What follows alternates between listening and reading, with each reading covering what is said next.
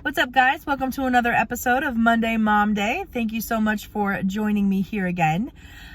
So Mondays are not just parenting topics, but also relationship and family topics as well, because it all kind of goes hand in hand. So today I want to talk a little bit about love languages and some specific scenarios that my husband and I went through in a conversation that we actually had pretty recently. So thankfully, we've gotten to a place where we're starting to be able to have some serious conversations about our relationship and things that went wrong. And while I appreciate that, I do have to say it kind of sucks that we didn't learn how to have these conversations while we were together. But I'm hoping that sharing this bit of information and a piece from our story will help somebody else out there in their relationship. So as I had mentioned in my intro, my husband and I at one point had been separated for 6 years. This was prior to us getting married. When we got back together shortly after that 6-year break, one of the most important things that I wanted to talk about in our relationship was love languages. I wanted to make sure that we understood each other's love languages and knew how to love each other properly, because we didn't do it right the first time. And if you have not heard of the 5 love languages, Google it. There's a quiz that you can take to find out what your love language is if you don't already know. It can apply to romantic relationships, to your family and children and things like that. But your love language essentially is the way that you receive love. Now, we can think that we love somebody and we show them that we love them in the way that we feel that that's how we show love. But the thing is you can love somebody with all your heart, and that person never feel loved by you. And this was a key piece of our relationship and why things didn't work. When we had gotten back together off of the split, we sat down and we did the quiz, and I'll give him credit for actually doing the quiz, even though he was hesitant about it. He did it. But he never really wanted to take it further. He didn't really want to talk too much about it. Again, as I mentioned before, just having conversations about our relationship just didn't really ever happen. And that was big red flag number 1. Since we tried to get into it so early and he shot it down, I should have known right there that that was going to be a problem. But anyhow, my 2 top love languages are acts of service and quality time. Towards the end of this relationship, he started to spend less and less time. He started to spend more time with friends, more time with female friends, which was a big issue for me. And he started to do more for other people, and do less for me. So my husband has always been very outgoing. He's very much a people person. He will talk to anybody about anything, no matter what walk of life this person is from. He can have a conversation with them. That's great. He talked a lot to women. I never had a jealousy problem like that. My problem was when he just got a little bit too close to certain women. But he's just very much a people person. So I never tried to take that from him. I allowed him to be who he was.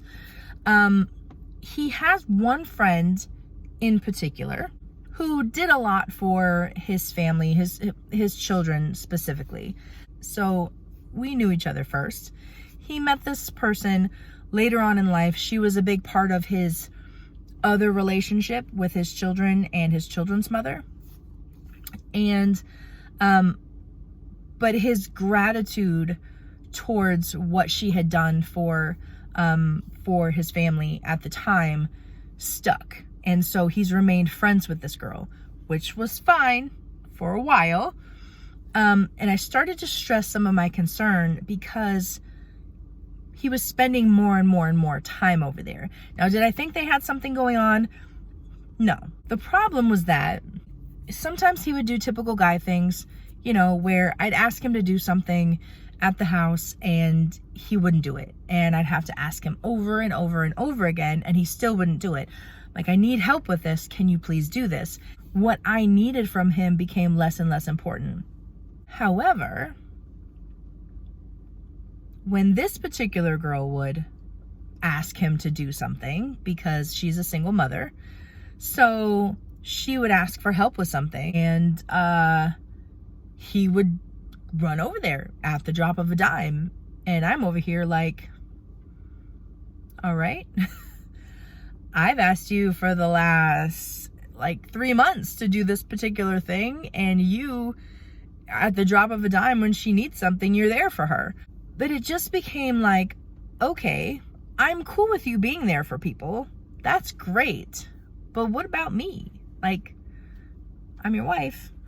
If I need something, you know, like, can you hang these drapes for me? Can you fix this thing for me? Can you, whatever it is, can you do these things for me? And he just never did. So I ended up doing it myself eventually after months of asking. He's doing all these things for her anytime she needs something, or he'd go over there and they just chit chat and, you know, shoot the breeze or whatever. But he was spending more and more time over there and less time with me. He was doing more and more for her and less for me. Now, he's spending time with other people. I don't want to just say it was just her.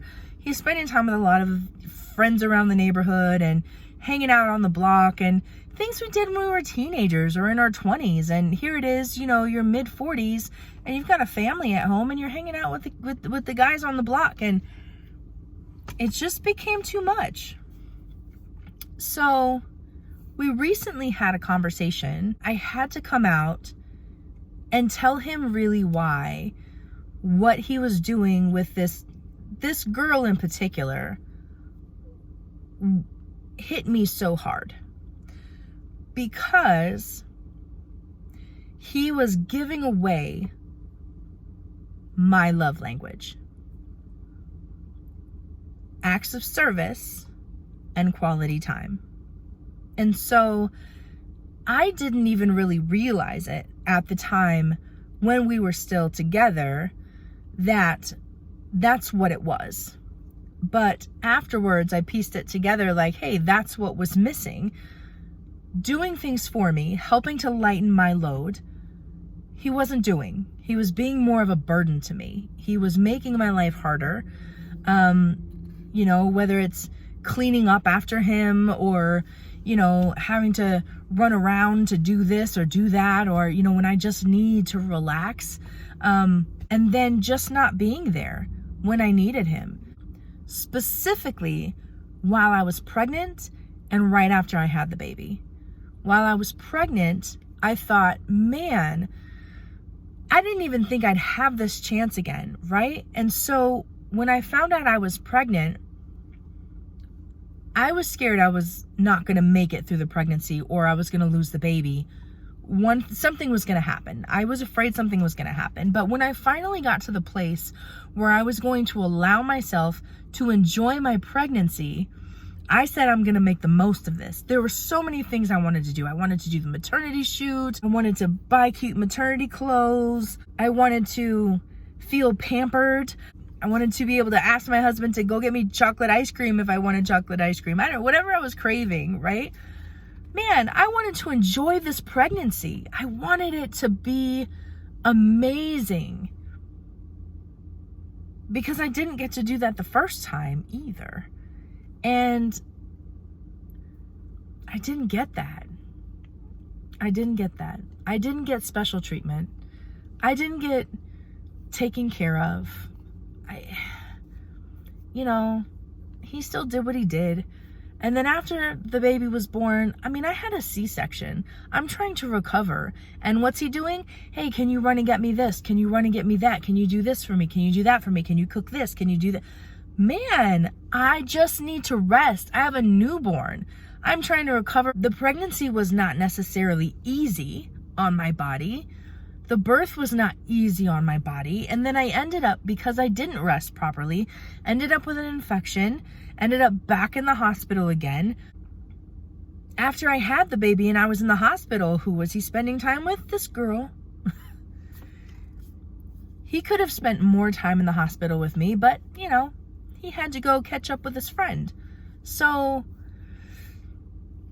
while I don't feel like they were cheating in a sexual way, it was very, very, very much cheating in my eyes, because he was giving her my love languages. He was doing things for her, and he was spending time with her.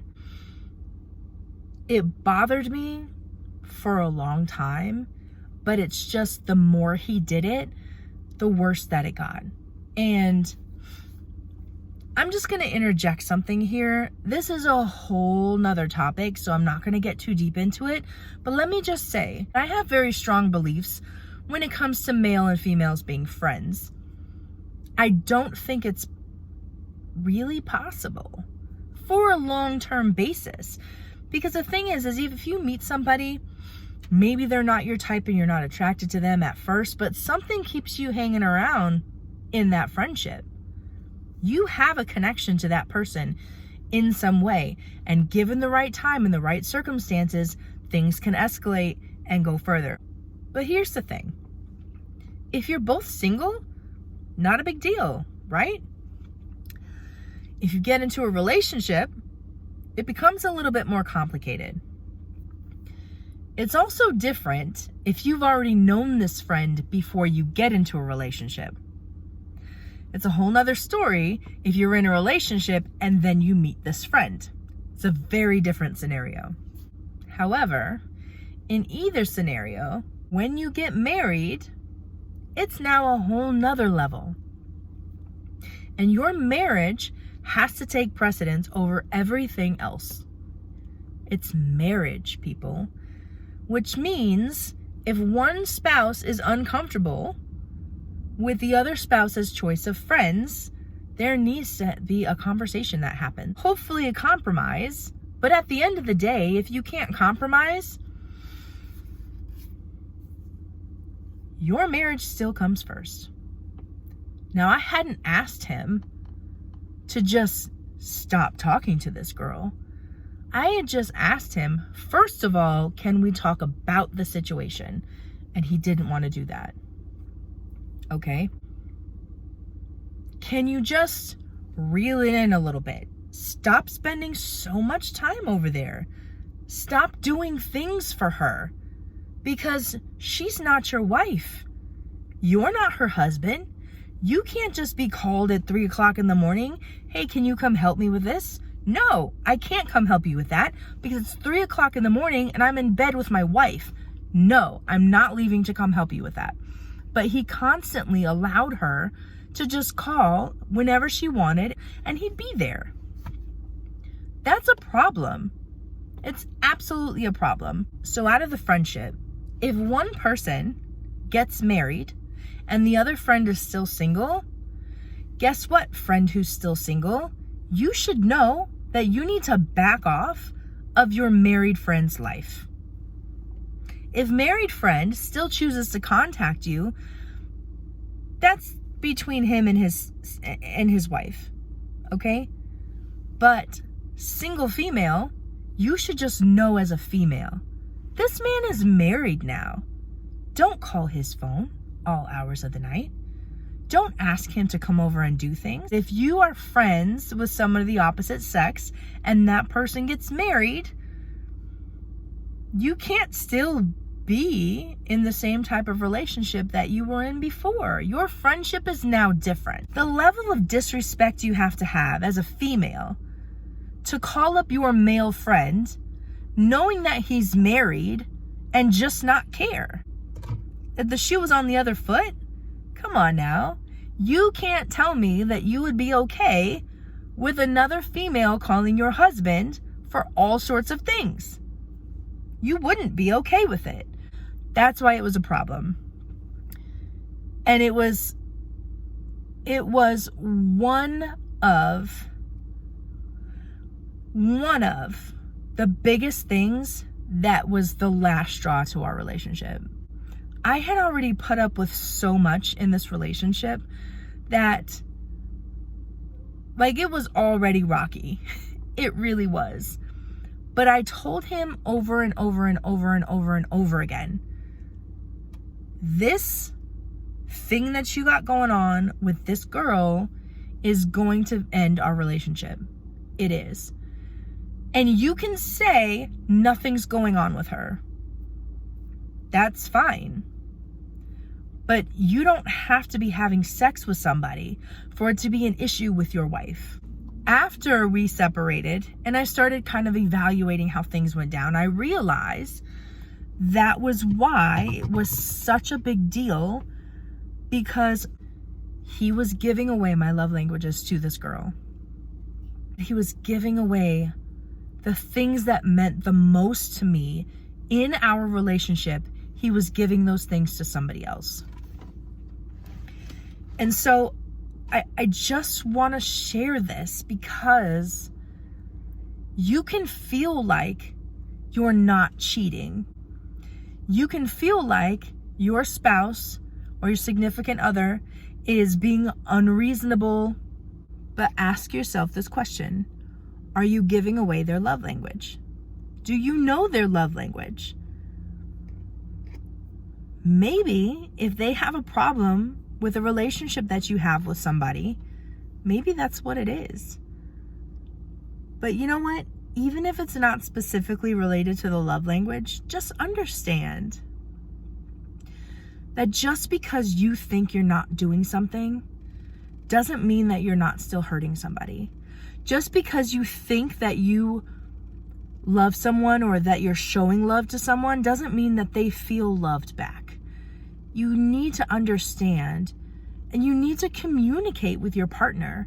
You need to understand how they feel love and how they feel hurt.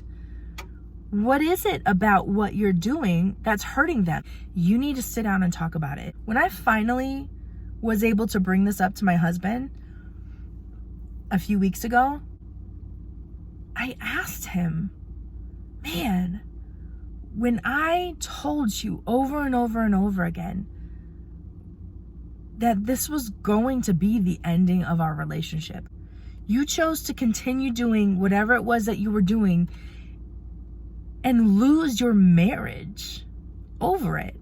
Why? And he said it was his ego. He didn't want to feel like he was being told what to do. So he threw away 25 years of a relationship with, I'm going to tell you, the best woman he will ever have, because he didn't want to feel like I won. And it sucks, but I'm glad he knows now what it was, even though it's too late. I hope that he can apply that in his future relationships. So not just your spouse, but your family too. Know their love languages. Go on the website, look up the 5 love languages, take the quiz, figure out what it is, because it truly can make the difference in your entire relationship. To understand how somebody needs to be loved, and also be conscious of how you give their love language away to somebody else. Thank you so much for tuning in again. I'm going to go ahead and wrap it up. I hope this was helpful for somebody out there. I will see you all next week.